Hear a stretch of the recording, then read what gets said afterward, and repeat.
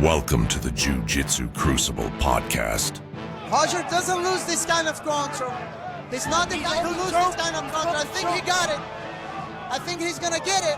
Buchecha on the choke here, really close to finishing. Excuse me, Roger on the close to Buchecha. Looks very He's gonna get it. Join us as we talk about competition, recreational training, business development, and all things jiu-jitsu.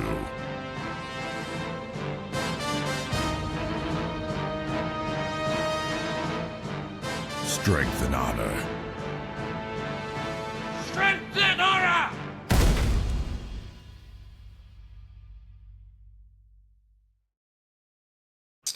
Hi guys, welcome to the Jiu-Jitsu Crucible podcast, episode 3 with Master Dave Kovar, longtime friend and mentor. How are you today, sir? Life is good. Thanks for having me on the show. Absolutely my pleasure. So to start off with, I think you have an extremely compelling story, and I was kind of wondering if you could just take the listeners through it, like how old you were when you got involved in the industry and what your journey was from painting apartments to like present day. Okay, cool. Well, I think it starts back like when I was probably 5 or 6 years old. My family was living in Montana, and we were on a vacation somewhere. I couldn't tell you where, but I remember seeing a silhouette of a guy doing a flying sidekick on a billboard. And I didn't know what it was, but I knew that's what I wanted to do. And it's kind of like I didn't find martial arts found me. And at the time, in the 60s, no kids did martial arts. It just was not considered, acceptable, right? Plus, there was probably nowhere to go anyway. But so I watched, just like everybody else in my generation. This was even before Enter the Dragon. It was the Green Hornet was the show, and then of course went from there. My first actual combat sport was wrestling. I started wrestling in 7th grade. I wrestled for 3 years, and then in 1973. My older brother, actually, the year before, had gone away to college and came back. And by this time, we'd moved to California and came back and said, you got to let Dave do martial arts. And so I started in a local karate school in 1973.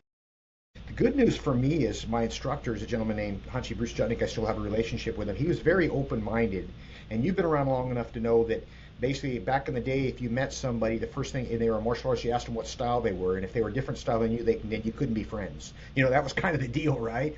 But he kind of had a different way of looking at things. So I actually did jiu-jitsu, Japanese jiu-jitsu, back then, and started in 74 with that, and Filipino weaponry, and eventually I got hooked up in various styles. And about 6 months out of high school, I opened up my first school in 1978. So this is my 47th year of teaching martial arts professionally. Basically, it was interesting because this was before you mentioned painting houses. What happened was in the early 80s, I wasn't making enough money to support myself teaching martial arts. And so I took up a day job, painting apartments, and I teach martial arts in the evenings. And then there was this movie that came out in 1984. I'm trying to think of the name of it. Oh yeah, Karate Kid, right? And that changed everything. Overnight, all of a sudden, I'd already had a pretty strong kids program, for the time, meaning I didn't keep stats. I'm guessing I had 100 members and probably 15 kids and 85 adults, and all the guys that I had were 18 to 25-year-old guys that, didn't have a checkbook and didn't, those kind of people that, don't make for a good business model. And then overnight, all of a sudden, it became kind of a socially acceptable thing for kids. And at about the same time, my older brother Tim came on as my business partner, and we just blew up. By the early 90s, at our one location that I'm talking from right now, as a matter of fact, we bought the building in 93. We had over 900 members in this one location back in the early 90s.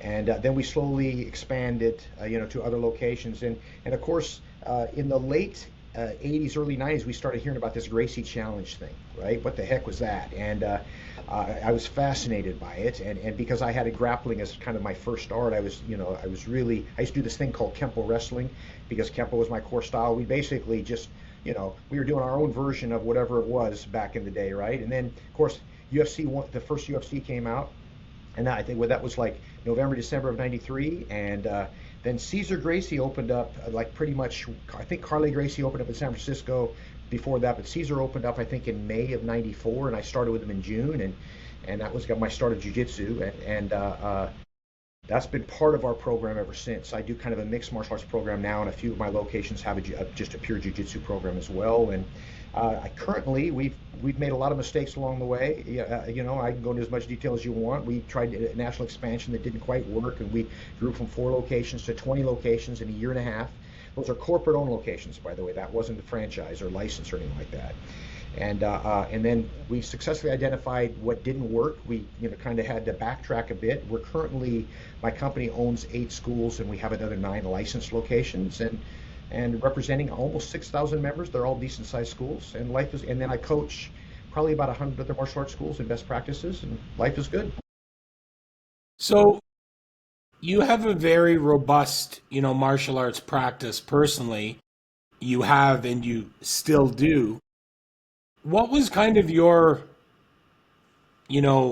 mental outlook when, as you mentioned, the Gracie Challenge came onto the scene in the early to mid 90s? What do you think it was that you had that is so different from so many people, so many of your contemporaries in the industry, that you were motivated to go out and essentially start again and get involved with jiu-jitsu?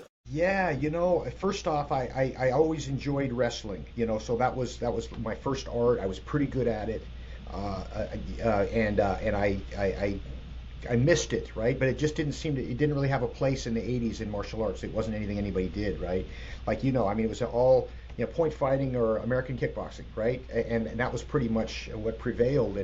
And so as soon as I started hearing about that, it grabbed my attention. And it took just getting armbarred by this skinny 135-pound guy in my first class to realize, oh, I got to learn this stuff. And I'll never forget, I'm thinking I'm a wrestler, I got this guy. And next thing you know, I'm in this thing called the guard, and I'm tapping, it was like, what was that? But I kind of felt early on, I was young enough, I was 35 when it started, so I still wasn't, I was spring chicken, but I got to get on the bandwagon. And I feel bad for a lot of my generation never jumped on the bandwagon. I remember telling people, hey guys, this is coming, this is here, and you ought to be paying attention because it's not going anywhere. And a lot of those guys now, by the time they realize that their body was too old and banged up, it's kind of like they missed the boat. I remember being at a meeting, actually educational funding company in the 90s at the board of directors. This was the building and consulting for the martial arts industry at the time. And I remember talking to all these high level guys saying, hey guys, you ought to be grappling, you ought to be doing jiu-jitsu, it's coming. Most of them would just kind of turn their noses like, it's a fad, it's going to pass. Part of me, part of me feels like I probably should have jumped on the train a little bit harder, a little bit sooner even, but it is what it is. So you mentioned, EFC, the Educational Funding Company. I had mentioned this to you in one of our prior interactions. You cite 1973 and 1974 a lot. And, my birth year is 74. But the first year, or the first interaction that I had with you, I was 21 years old. It was 1995, and it was an EFC summit in Kissimmee. And I think, obviously as time goes on, there's a constant evolution. And, I'm struggling to stay on top of, just jiu-jitsu itself, and it's my full-time vocation. But I think somebody like, Mr. Kokinos had such a profound impact on our industry. And I would say now, in my humble opinion today, to today's generation, he's widely unknown. And I think he was very, very impactful.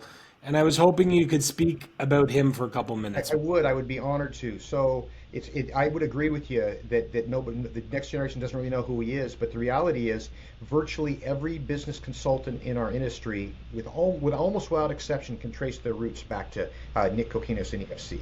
And what happened, Nick Kokinos was a gentleman, he passed about, 10 years ago probably, who ran a chain of art link letter dance studios in Washington, D.C. And by the way, ironically, the first 2 business, like legit martial arts business organizations that I know of in the United States was Nick Kokinos with the Junri Institute, which I'm going to go to that, and then Tracy's Karate Studios, that's really started out of California. Tracy's Karate Studios used the Arthur Murray Dance Studios as their base,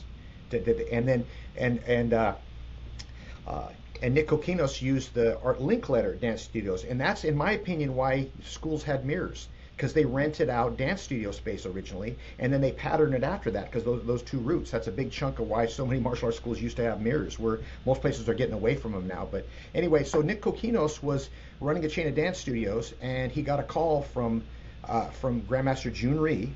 And for those of you that don't know, he's considered the father of Taekwondo in America. He was one of my mentors and instructors for years. He was good friends with Bruce Lee, an amazing guy. And Jun Rhee wanted to rent some space from him. And so Nick Kokinos goes, what the heck? Taekwondo what? You know, okay. He goes out and checks it out. He goes in there, and this is him telling the story that he doesn't know what's going on, but there's tons of people coming in and laying money on the counter and leaving. And he realizes this is something that's happening here. So he agreed to become Jun Rhee's business partner. And they expanded to like a dozen locations or something. And what he did is he just put best practices, just kind of business practices to work with the martial arts world. And he was very instrumental in like the concept of really formalizing the student creed and all that kind of stuff. And the term that a lot of schools, not as much jiu-jitsu schools, but a lot of karate schools uses the black belt club. That actually comes from Nick Kokinos. And just kind of, putting a professional spin on the industry and really viewing this as a possible career. That's really, all that stems from Nick Kokinos. Then what happened was in somewhere mid 80s, early 80s, Nick Kokinos and Jun Rhee split up. And that's when Nick Kokinos goes, hey, I've figured out how to run martial arts schools. If I'm not helping Jun Rhee, then I'm going to help some other ones. And he started EFC. And and then he figured, what can I do? Oh, I can start doing billing for him. And back then, the way the billing done was literally we would take our students would get a coupon book, and they'd tear out and put it in the mail every month. It seems so archaic. And we'd give that billing company 10% for collections. And that's how it worked. And of course, then that's distant memory. Probably in the late 90s is when EFT started, etc. So before I hit record, I was saying to you, and it's not an empty platitude, but I was saying I do consider you a great statesman for our industry on a whole. But I want to ask you a tough question, and I'm kind of hoping for not such a diplomatic answer. But yourself, there's a ton of hubris and arrogance in the martial arts industry in its totality. And one of the great advantages I think I had in Brazilian Jiu-Jitsu is I met you at 21. Before I was really entrenched in Brazilian Jiu-Jitsu, I was in a large traditional Jiu-Jitsu organization in Ottawa, Canada. And I knew guys like you, and again, so many of the other people who were involved with EFC knew so much more about that side of it. Mm-hmm. And I saw so many jiu-jitsu people then and now, they still struggle because they were never willing to learn from a Nick Kokinos, or they're not willing to learn from someone like yourself, or maybe another legend like Buzz Durkin, because they're a karate guy. They're not a jiu-jitsu guy. So what do you think of just that mentality and how the hubris has just really curbed what could be? How many great martial artists do you know, sir, that still struggle due to their own arrogance? Oh, tons and tons. And to your point, by the way, I'm a karate guy, but I'm also a jiu-jitsu guy. So, but I totally get what you're saying. What I find is interesting is now I think that in my warped viewpoint, it's changed. Last week I was down in San Diego, and I did a seminar for a just jiu-jitsu group, right? And a bunch of people showed up. And here's what's interesting is that the rules have changed. When I first started training in the mid-90s in jiu-jitsu, you didn't have to have good business practices. If you were a black belt in jiu-jitsu and if you were Brazilian, forget it, man. You just hang a shingle on and you're going to be successful, right? Because the options, I drove an hour and a half one way for classes, right? Once or twice a week. And well, now, like Sacramento, there's probably, and by the way, I opened the first jiu-jitsu school in Sacramento in 1995 with Caesar and Half within my dojo, right? But now there's probably 40 jiu-jitsu schools in Sacramento full-time. And so the same rules used to not apply to them. But now my experience is jiu-jitsu guys are way more open-minded to hearing how to run the business practices because they have no choice, because it's just as competitive now. And it wasn't up until a decade ago. And so I think You know, if people can learn, we know on the mat the value of bowing on the mat, emptying your cup, being a student. We get that when it comes to our training, but so many people don't understand that just because you're a good black belt doesn't mean anything about running a successful school. And you ought to get yourself a mentor that's been there and done that thing, and then be open-minded and receptive to their input. Yeah, so that's going to take me to my next question, because you referenced you do work with so many school owners. You continue to do that.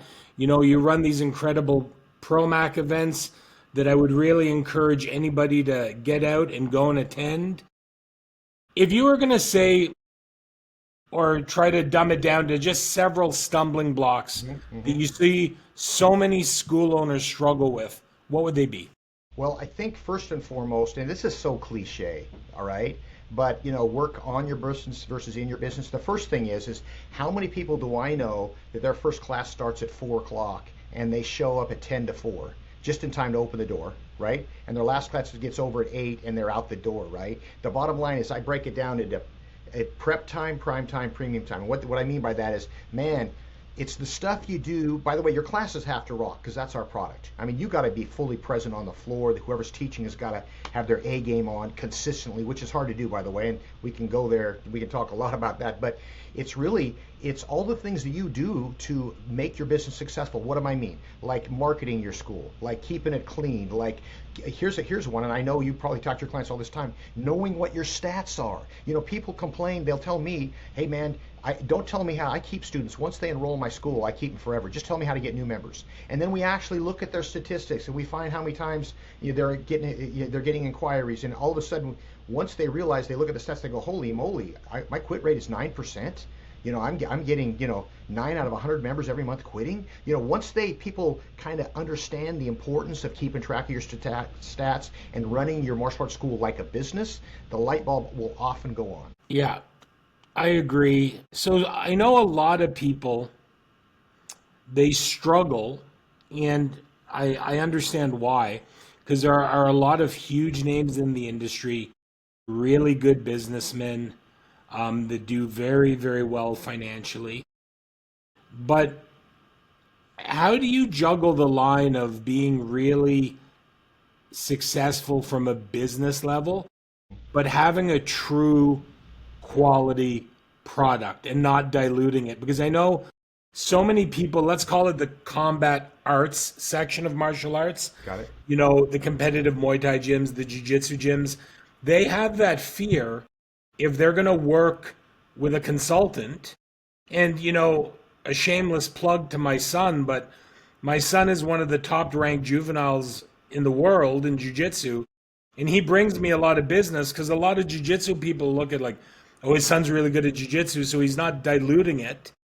How do you reconcile that with people? Yeah, by the way, your son's amazing, right? Incredible. And how focused he is, and how what on purpose he is with his training at such a young age. Well, here's the deal. In my opinion, and you and I have both seen this, but the people that put business first generally tend to have a really good year or maybe even a decade. But the people that are like Buzz Durkin you mentioned, okay, he's been successful for 50 years, and the reason why is because this is the order: martial arts first, teaching second, business third. In my opinion, what we have to do, this can't be, we've got to make sure that our product is rock solid, because the only way to do good business is to do good business. It's which to me means doing the best you can to put out a quality product, and not taking shortcuts. And it takes a little longer to build your base up that way, but you can sustain that. And then I don't know about you, but when I'm feeling good about my training, I'm feeling healthy and fit, and I'm learning new stuff, by default, I'm a better instructor. So that's what I'm talking about. Martial arts, just doing the best I can to live the lifestyle. And if I show up to class and my instructors show up to class and they're excited about teaching, that's a big chunk of the business right there. And then the business third doesn't mean it's not important. It means that now that I got my floor covered, I'm passionate about what I do. I'm really focused on being the best teacher possible. Now I'm going to implement making sure I charge a fair price. I understand how to bill students. I understand how to negotiate my right lease. I understand how to market and advertise to my students, et cetera, et cetera. Then that's when all that stuff really works well, when I have the classroom down. So I know this might sound cliche, but in your opinion, who do you think can benefit from having a consultant in the industry? You know, anybody that wants to get to the next level doesn't care how big their school is. Like I coach some guys that don't really, they'd be successful even without me, right? But they are very successful multi-school operators, but they like to have someone to you know, to run their ideas past and hold them accountable. So you know whether you're a brand new startup or if you've been in business for 20 years, man, having a coach to kind of help you get to the next level, I think is paramount for everyone. No, I agree. And I mean, I have and I do work with some really big names in the industry for sure. A couple Gracie family members. And when you talk about accountability, can you give the listeners and the viewers like an example of what that looks like? Yeah. So let's just say you and I, you know, I'm coaching you, okay? And you know, the first thing I'm gonna do is gonna say, hey Pat, here it is. It's June 11th right now, and I know your goal for June 11th was to let's just make it easy. Let's talk about enrolling new members. Your goal is to enroll 30 members this month. That was our conversation last month. It's the 11th. How many members do you have right now? And you're gonna give me a 5. number. Okay, 5. All right. So it's the 11th. So if you keep that rate up, we've got. Looks like at the same rate you're going to be at about 15. So what can we do to make up the difference? What do you have in the pipe? You know, and I'm going to go through with you. I'm going to ask you what you're doing to promote. Have you like it might start with simply just asking every student one-on-one if they have anybody that could come to the self-defense clinic next Saturday. You know, it can be something that's kind of tactical that you can get them to focus on, right? And so that would be. So I'm just going to remind them about the goals that they set. Okay, by the way, here's my experience. I don't know how you feel about it. Some of my guys, I'll ask them when they first enroll, on a scale from 1 to 10, how badly do you want me to hold your feet to the fire? Do you want me to be a 10? I'll be on you all the time. Or do you want me to not hold you as accountable? And then based on what they feel works best for them is how hard I will push that. And a lot of it is just taking, you know, we all know that the core things to do to run a school, in my opinion, there's 5 things. It's be the cleanest place in town, be the friendliest place in town, teach great classes, have great student-parent communication, and always be recruiting, right? And that's something you can focus on every day. And so what I might do on a coaching call with you is I might say, hey, tell me, Pat, how's your classes go over the last week? Give me a rating scale from A+ to F. Give me an overall score of your classes last week. Go ahead and just play along with me. C? Okay, now, you understand if you have C classes, and that was you saying and not me, it's going to be pretty hard to get people to come back. So what can we do to get that score up? And then, you know, you're going to talk me through, well, I got this staff challenge and what are we doing to fix it? And then we might talk about, you know, where you might go to recruit new members and how you might have that conversation going. The whole time I'm logging this, and this is what I'm going to talk to you about next time we're on the phone. I'm going to give a follow-up on all the points that we talk about. And here's what happens. In most cases, you remember that you've got a call with me next week, and guess what you do? You get to work, so when you can look me in the eye and tell me the stuff that you were supposed to do. And guess what? When you do that, guess what happens to your school? All of a sudden, and what I look at is momentum. Wherever you are in your school, all you need to do is be moving it in the right direction. That's it. Because you're never going to all of a sudden arrive. All right, I'm successful. I've got this figured out. I don't have to work hard anymore.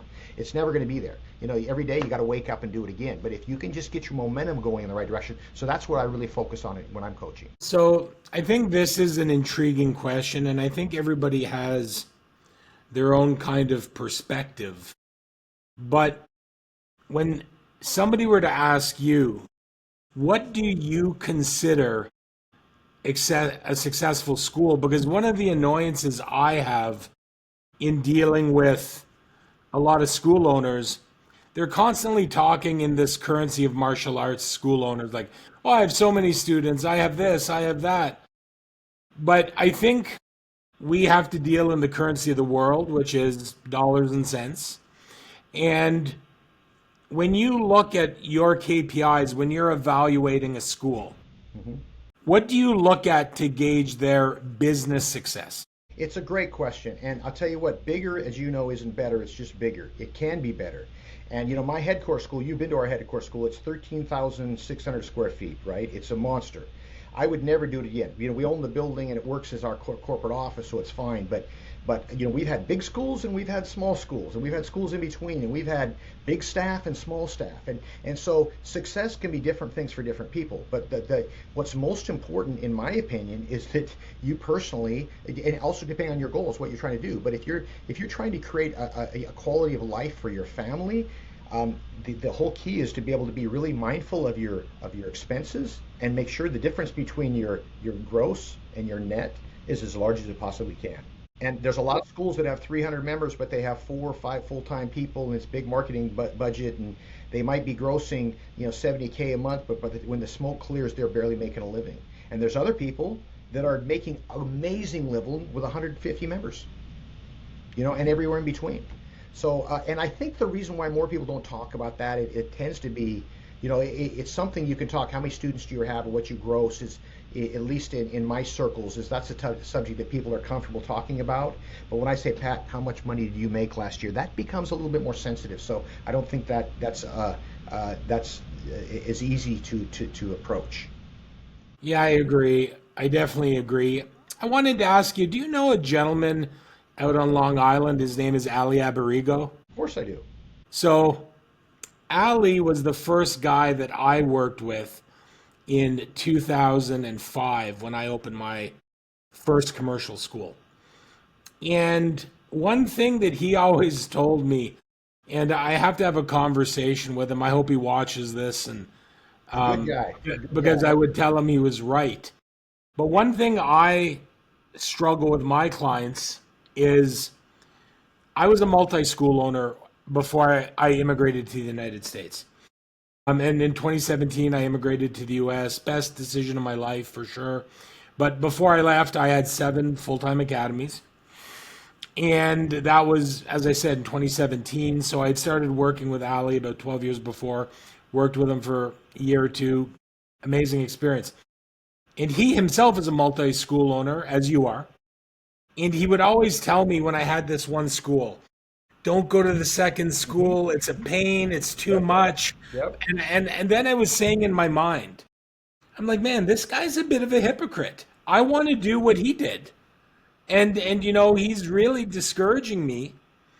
And, fast forward over 20 years, I'm right where he is. I'm telling my clients, I'm like, you need to really think about this, because 2 schools is definitely twice the headaches, and it's nowhere near twice the money. So what are your thoughts on that? I couldn't agree with you more. This is what I tell people, my clients, when they say, hey, I got one school. First off, if you're even considering opening a second school, your first school better be killing it. Can't be doing pretty good. It better be killing it, right? But when someone says that to me, the first thing I say, turn and run. Don't do it. If I look at all the people that I coach, the guys that have the best quality of life, and in many cases, the best income, are lean and mean single school operators, hands down. Relatively speaking, the most money I ever made, based on the time, I guess, because it's not the same now. Life is different. But when I had one school, my brother and I were in the trenches doing everything. That was, the bottom line was incredible back then. And so there, in my opinion, a lot of people, you don't want to do it because your ego thinks, well, I have one successful school, I guess I got to have 2, right? But there's 4 things that go in to running a second location. This is Nick Coquinos 101, okay? Number 1 is you have to be monetized to be able to do it. You have to be capitalized to be able to do it. So what does that mean? To be able to open up a new facility and run it without $1 coming in for at least 6 months. That's the first thing, if you're going to open a second. Number 2, probably most important, is you have to be staffed for it. And here's where people go wrong, is they think, I got my buddy Frank, he's my top student, he'll run that school and I'll run this school. What happens, you open up the school with Frank, and Frank falls in love with someone and moves to Florida. And you're trying to run 2 locations without any good instructors. So if you have multi-schools, you can't be anywhere. Now, you can teach every night if you want, but you can't have to. That's the next thing on it. The third thing is that you have to have the disposition. So you have to have the staffing for it. That's number 2, and way more than you think. Way more than you think. And the third thing is you have to have the disposition, the inherent desire to open up more than one location. I got to be honest with you. I would have never opened up a second location if it wasn't for my brother. I like being my car likes to drive to the school in the morning. I like being at a dojo. I could do just one very easily. Now, I'm happy with the way my life has unfolded and what I'm doing now. But Single school operator, lean and mean is in the trenches is a really good place to be. And the fourth point is if you're going to get a second location, it has to be a killer lease. Don't settle for an okay lease, because what a lot of people do is they will, there's these 3 locations. I really want a second location. None of them are right, but this is the least bad. Let me get that one. Boom. You have to wait until it's the right place with that financially that works. And if you can cover those 4 things, then it's worth considering. What I tell guys is that, and I learned this from Brian Tracy, and that is before you go into a business endeavor, be as pessimistic as possible. Think of everything that could go wrong, and most people don't do that, right? And think of all the reasons why you shouldn't open up a second location. And after you've done that, if you've got a counter to all of it, then when you sign on the dotted line, you're as optimistic as possible. Then you're all in with the multi-locations. So I think this is something that most people don't understand, or definitely I try to work with a lot of people that are opening a school, and I get them to engage with me before the lease negotiation. I can usually save them a ton of money, avoid a lot of the restrictive financial covenants. But for the average listener that might have that dream about getting into the martial arts profession, what would you say the average school is in the United States, if you were to take a guess? What do I say the average school? The size of the active student count of the average school in the U.S. So, I'm not sure. The people that I cater to tend to be, there's this whole level of people that would never get any coaching that I don't know about. You know what I'm saying? That have smaller schools. But I would say the average martial arts school in the country, if you combine, it doesn't matter the style, let's say jiu-jitsu, taekwondo, karate, whatever, I would say it's probably in a space somewhere around 1,500 square feet and is running 100 to 150 members, something like that. That would be a guess. On my network, they tend to be a little bigger active count because we focus on retention a lot. But that would be my rough guess. I'd be curious of what you thought. Yeah, I would say, to be honest with you, I would tend to think if you're going to look at its totality, because there's a lot of small schools, I'd say like on average, you're going to be in that 80 to 100 students, because I feel for every large commercial school there's 4 or 5 guys that are just kind of experimenting. Yeah, fair enough. Well, let me take that back. The median would be somewhere about 100 to 150. The average probably would be quite a bit lower because you have a lot of these super centers. Pete McHugh runs a jiu-jitsu school in New Jersey who's got 800 members in one location, right? There's a guy in town, in my town, Derek D'Amano, who runs Wazoo Jiu-Jitsu, has like 600 members in his location. So for every one of those, that offsets the super small ones. So yeah, I think that there are a lot of probably 80 to 100 student schools. Yeah. You have a saying, and I'm going to butcher it, but I'd like you to speak to, because it's one of the favorite things of mine that I've heard from you, is when you're talking in the context of retention, you say people don't quit relationships. Right. They'll quit activities, but they don't quit relationships. Here's the deal. This is why, especially post-COVID, I think for school owners out there, the most important thing that you can do is make sure that you build a strong emotional connection with your students, and if you're teaching kids, their parents. Because people will drive by 3 other schools to come train at your academy if they have a relationship with you, right? And so what the heck does that mean? How many times have you had a student that came up to you, or a parent that wanted their child to quit, or the child wanted to quit, right? If you don't have a relationship with that parent, it's hard to sit down and have it, because you don't have a rapport with them to talk them out of it. However, if you have really built up that connection with them, and what does that mean, man? That starts out by, the first mindset is we're the friendliest place in town. Is when people come in, just imagine you're coming in for the first time, and you're bringing in Henzo for his first class, and when you walk in the door, you see a handwritten note that says, "Welcome, Henzo." we're excited to teach you, or something like that. And I walk up and I go, hey, you must be Pat, you must be Henzo, nice to meet you. Because I should know that, because how many times people, it's not like I have 50 people coming in every day. I set an appointment with you for Monday at 4 o'clock. I should know your name and I should know your son's name. It's such a simple thing, but right out of the gate, the first thing you think of is, hey, I like this place. You know, already out of the gate, I've got off to the right start. And then, you know, I'm going to get to know your son, what he's looking for, what you're looking for, you know, in a school, and I'm going to make sure to scratch that itch, you know, like you wanted to pay better attention, then that's going to be the focus on that first class, etc. And so now what happens is that, you know, you are, logic and emotional, like oil and water, they don't mix. When someone becomes emotionally connected to your school, they're more likely to listen to you and stick it out longer. And if it's just a logical decision, then it's going to hard to talk people out of quitting when that day comes. So you've obviously stood the test of time as a martial arts school owner. You have obviously stood the test of time as a consultant. You've seen so many trends come and go, from the Bruce Lee Jeet Kune Do to the ninjutsu in the mid 80s. When I'm sure you've seen this incredible introduction of, like, I find it personally, I find it a bit laughable, the amount of martial arts consultants that there is right now. Mm-hmm.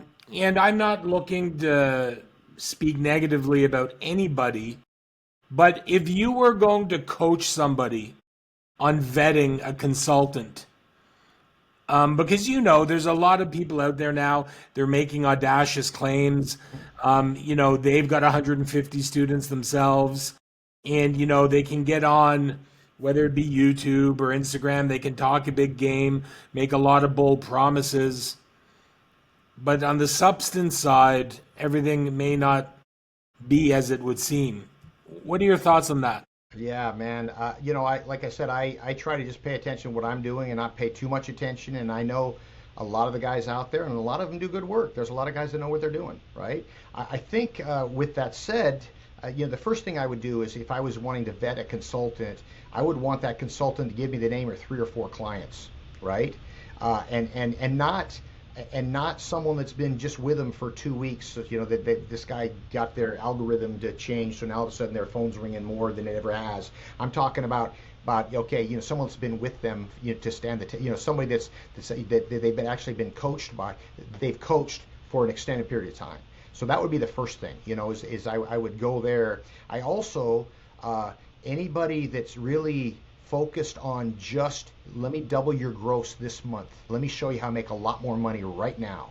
That always concerns me, because what usually that happens is it's high pressure sales, it's more paid in fulls up fronts, and that tends to make really good short-term gains, but it costs in the long haul if you don't back it up with great service. By the way, I could care less if someone pays just paid in fulls for their students. That's fine, you know, whatever. We don't do a lot of it, we do a little of it, not a lot.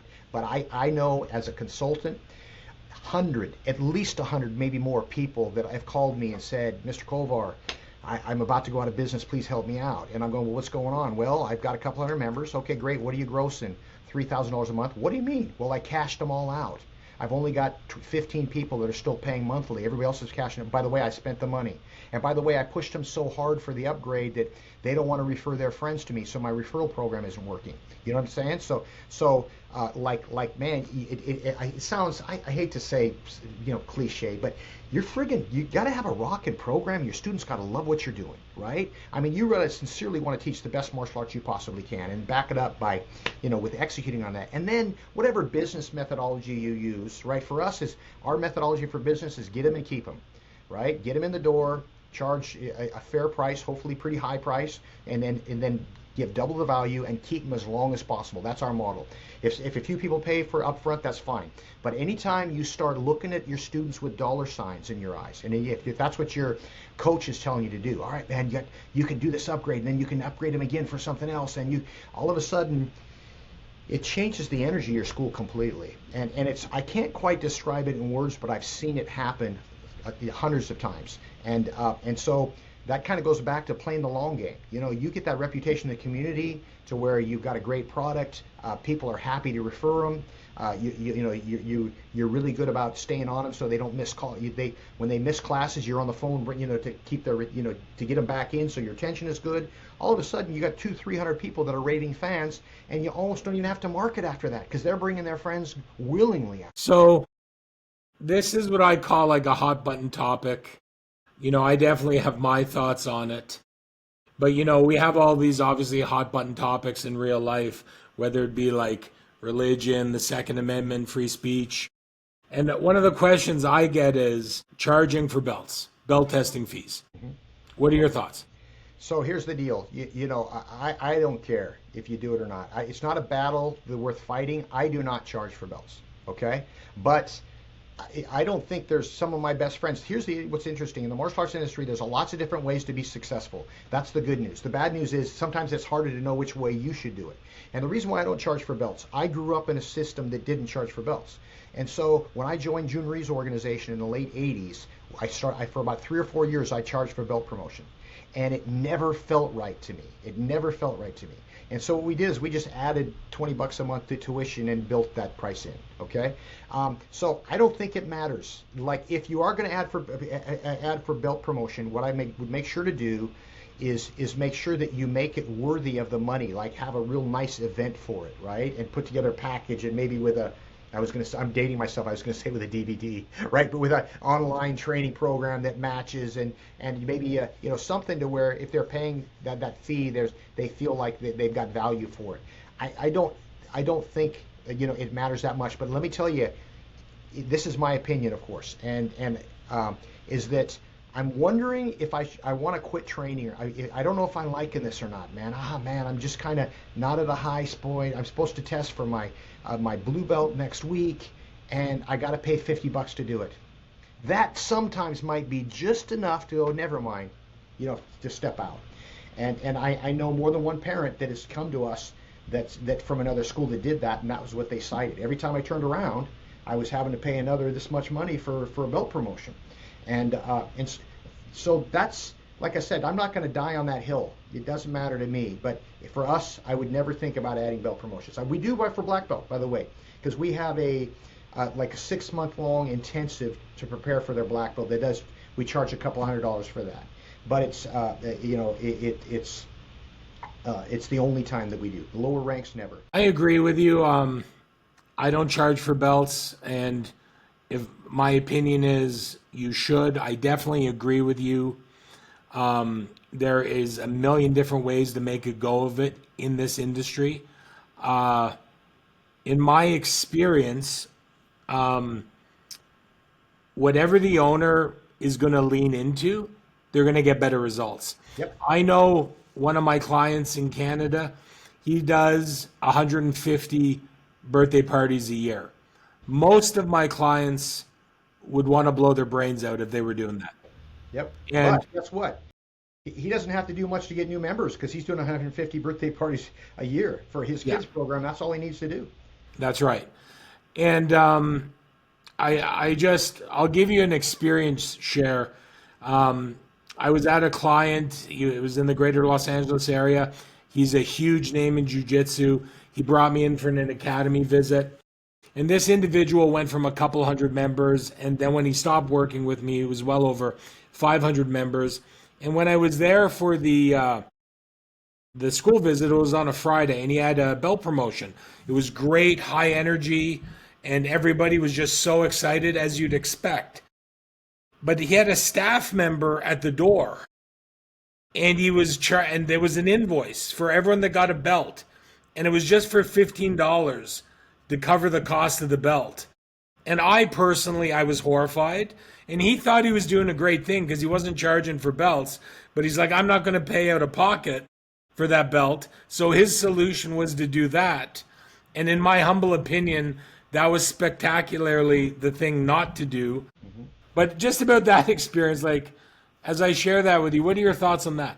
Well, it's kind of like sometimes you step over the dollar to collect the dime. You know what I'm talking about? And what we forget is that they're probably paying him $220 a month for lessons, right?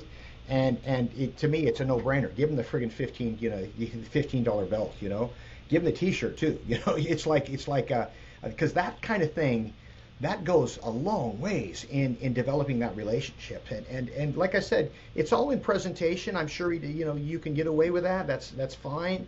But what you said about leaning into it is super important, because there's somebody else that might be just as passionate about why you should charge for belts. And what my experience has been is, if I go to you and let's just say you ask me how much money is for lessons, and I don't believe in my program's worth much in my mind. Ask me how much money it is for cost for lessons. What does it cost to train? It's $100 a month, and I don't feel like it's worth it. You pick up on that right away, right? But ask me again. How much is it to train here? Hey man, believe it or not, it's only $350 a month.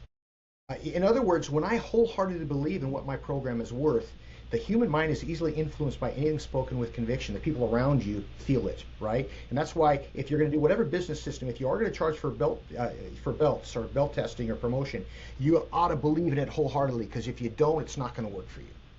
Yeah, because I believe Jim King down in Orlando, after school guy.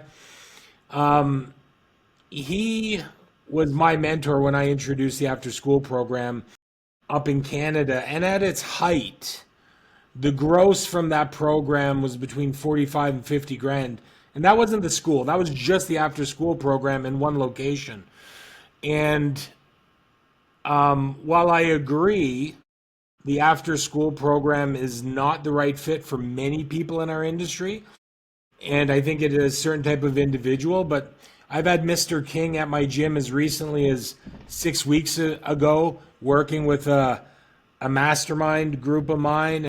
This guy's in his late 70s, and he's as sharp as a tack, and in the vein of Buzz Durkin. Again, in my humble opinion, I don't think I'm old, but I'm 51, so that's not young. And I'm looking up at the Jim Kings, the Buzz Durkins, and he is still killing it with over 100 kids a day in his after-school program. I'll tell you what, like you nailed it. It's a good thing for some people. I tried it for 2 years. I jumped on the bandwagon probably 20 years ago, maybe 25 years ago, when we first started going for it. And it's just, we made money with it. I had 2 limos. We bought 2 limos. That's what we got everybody around with, right? And by the way, for whatever sort of little side note, you can buy used limos for really cheap, right? Because nobody wants to rent the used limo. They want the latest one. And we had, the whole team doing it, and we made money with it. It's just that it's not where I wanted to be. It's not what I wanted to do. It was like, nah, man, I didn't sign on for this. The kids are different. The vibe is different, and it's the right thing for certain people. It's just not the right thing for us. And I would say that to anyone who's looking to get a mentor or a consultant, I try to follow Mr. Kovar's example and not speak in absolutes, because for a lot of people, summer camps are a cash cow. Yep. And I always have summer camps in my facility, but to be transparent, I don't think I've ever worked a day of summer camp in my life, because I have no interest. And I think that's the big difference between, in my humble opinion, between being a school owner and a school operator. Mm-hmm, mm-hmm. Yeah, so if you're going to have a summer camp, like my experience is, we do them, but our camps are like 3-hour camps for 3 or 4 weeks, a week at a time, 3 or 4 weeks of the summer. It's not substantial. We've done the all-day ones, but you better have a completely different team, because it will kill your team. I had these 2 instructors. They were amazing instructors, and they wanted the extra hours. I'll never forget this. So they worked the camp, and then they worked a little bit still in the evening, and I could try to talk them out of it. No, we love this. By August, they were friggin' zombies. They both gave notice September 1. They never wanted to look at a kid ever again in their life. You know what I'm saying? And I ruined what it could have been a couple of full-time martial arts professionals. And I never forgot that, right? So if you are doing an after-school program and or all-day camps, make sure that if you don't watch it, it's going to take its toll on your regular student program, big time. And so you've got to kind of be able to run that separately, because otherwise what's going to happen is your regular school program will become an afterthought, and all of a sudden your main core business is after school. And that's fine if that's what you want to do. It's just not what I signed on for. And I will endorse what Mr. Kovar said. I've had this summer camp cost me multiple great staff members, for sure. Just about 3 or 4 more points I want to hit on. I think one of the things when I was coming up and I was looking at you and when I first saw you and then I've seen the evolution, I think one of your kind of huge impacts on the industry has been the staff training aspect and more even the instructor training. Could you kind of give us an overview of the importance of that in a successful school? And people ask me one of the, I think the biggest hallmark of a successful school for me is longevity. And I have this picture of Master Elio Gracie. I was fortunate enough, there's not a lot of Canadian Americans that have trained with him. And I have this picture on Instagram where he has me in a cross choke, and he's 94 at the time. And that's pretty cool. Very cool.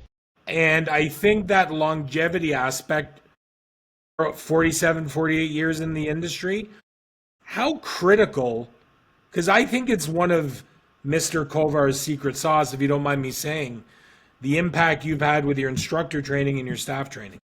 So I think it's super important, and I got to tell you, the reason why we got to jump kind of on the industry goes back to my brother. Back when he became my partner in 1987, all of a sudden I had this unique thing that I had this guy that had business background, that was savvy on that, and helped to develop business systems that I could focus fully on the mat. And then every weekend we were going to Zig Ziglar, Brian Tracy, Stephen Covey, Jim Rohn, Tony Robbins seminars, right? And what I was doing, I was taking that information back in. I was trying to implement it into my curriculum. And so he started bugging me in the early 90s. You got to start writing this down because we got to start developing instructors. And I hadn't even thought that far ahead. So that's when we started doing kind of formal instructor training and really kind of trying to think, all right, what does it take?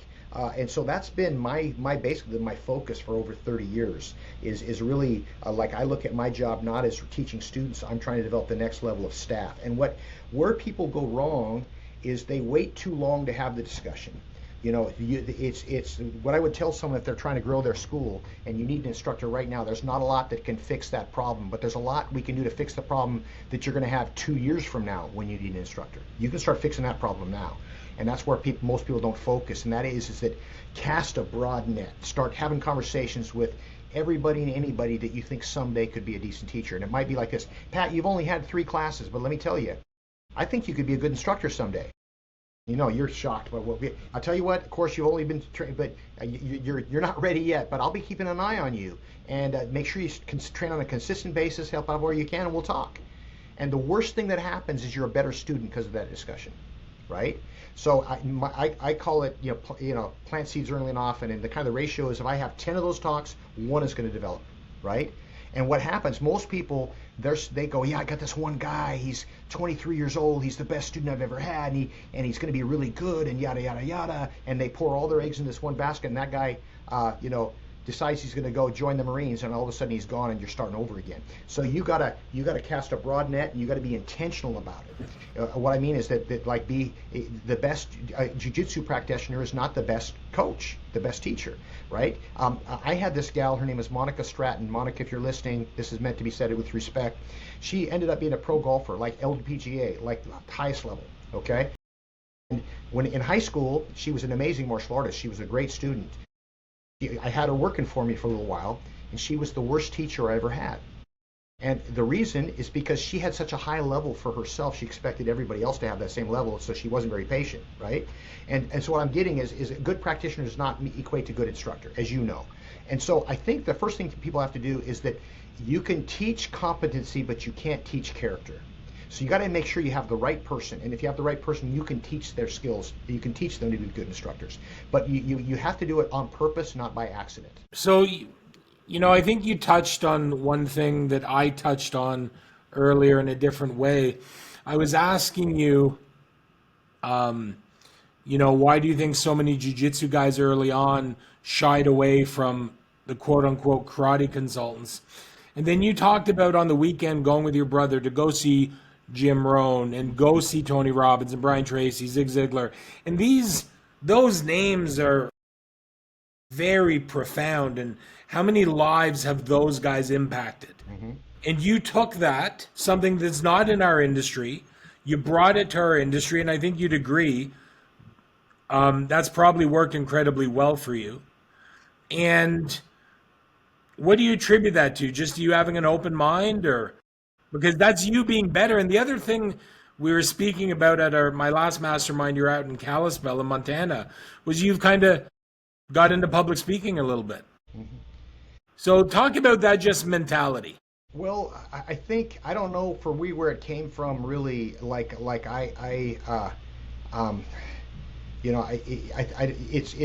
feel like once you stop trying to become in order to be a challenger, let me try this again. In order to be a champion, you have to fight like a challenger.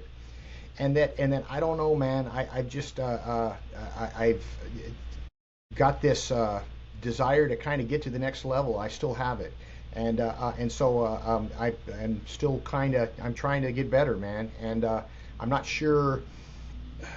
I don't know. By the way, I don't even know if that's a good thing or not. I think sometimes it'd be easier. I don't enjoy the beach as much on my holidays because I'm thinking, what can I be working on, right? But I like it. And so for me, it's like I like to.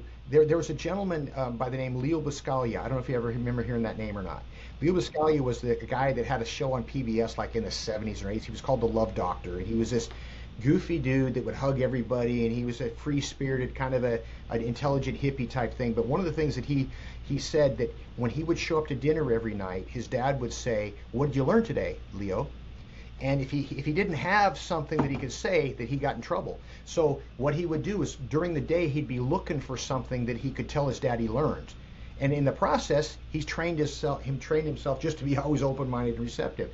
And so I think when we were struggling, by the way, there's been plenty of my times in my career when I have been struggling, but it was like I kind of inherently knew that there's the answers out there. I got to just keep on driving towards it, So I can't really tell you. It's just how I'm wired.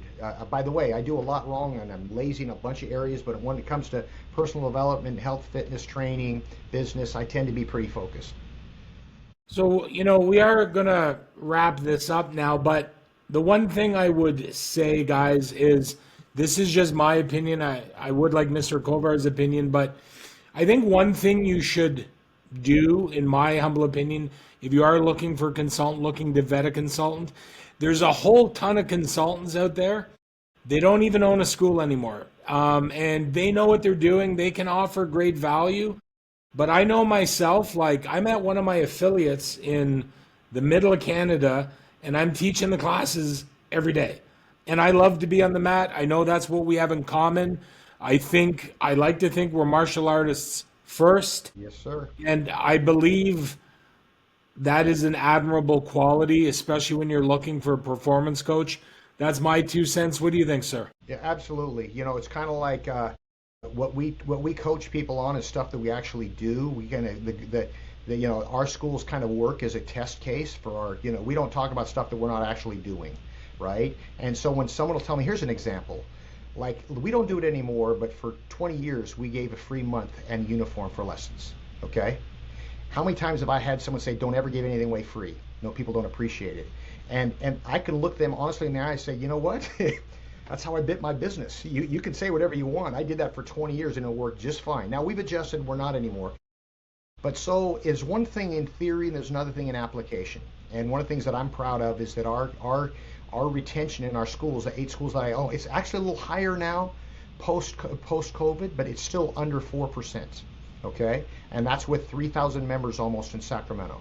And I'm also super proud of our team, that our instructor training processes work, because you can look at the finished product and see it. So I've absolutely. There's plenty of people that don't have a school anymore that do have some knowledge, but here's what's also different.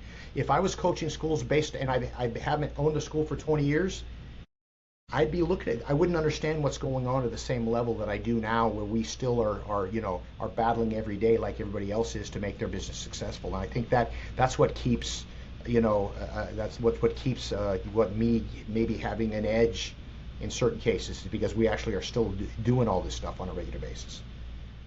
So the one thing I would mention, guys, also when you work with me, I'm super open. I would encourage all my clients. I'd encourage anyone in the industry, get to one of Mr. Kovar's ProMac events. I'm actually spending a week next week. I'm in Canada, but this week I'm in Canada. Next week I'm down in Round Rock in Texas. and I have a week-long school visit down there with one of my clients. I recently had him sign up for one of your online programs, and I refer, Mr. Kovar to anybody and everybody. And as a testament to that, on March 23rd, 24th, I'm having an event in Orlando, Florida, the same week as the IBJJF Pan Ams. We have jiu-jitsu seminars all week, and we have a couple days, and Mr. Kovar is going to come in and do some staff training at my RecCon event, and it's going to be a privilege to have you there again, sir. And I just want to thank you for your endless contribution to the industry, and it's definitely appreciated. And I might have hijacked the podcast. It might have been a bit for me, but I know a lot of school owners will get a lot out of it. So thank you so much. I appreciate your friendship. Happy to help, and look forward to seeing people in March. All right, guys. Take care. You've been listening to the Jiu-Jitsu Crucible podcast. Stay sharp, stay humble, and train hard. Jiu-Jitsu every day.